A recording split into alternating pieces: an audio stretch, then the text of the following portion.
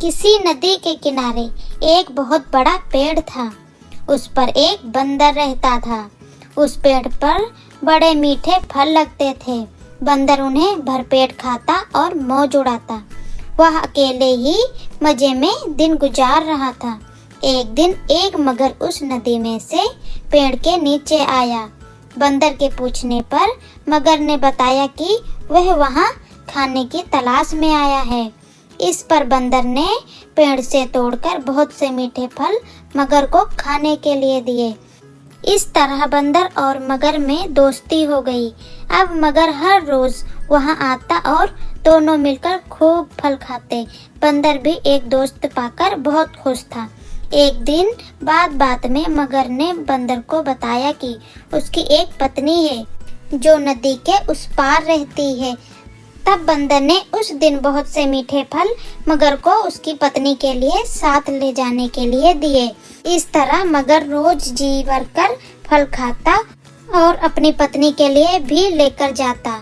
मगर की पत्नी को फल खाना तो बहुत अच्छा लगता था, पर पति का देर से घर लौटना पसंद नहीं था।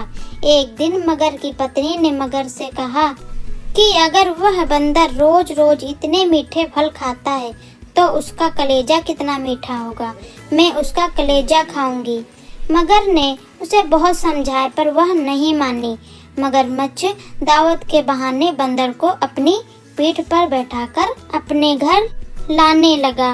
नदी के बीचों बीच पहुंचकर उसने बंदर को अपने पत्नी की कलेजे वाली बात बता दी।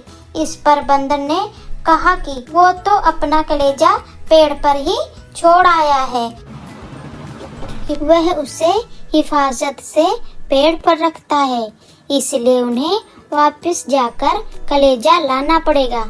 मगर बंदर को वापस पेड़ के पास ले गया। बंदर छलांग मारकर पेड़ पर चढ़ गया और उसने हंसकर कहा कि जाओ मूर्ख राजा, घर जाओ और अपनी पत्नी से कहना कि तुम दुनिया के सबसे बड़े मूर्ख हो। भला कोई भी अपना कलेजा निकालकर अलग रखता है।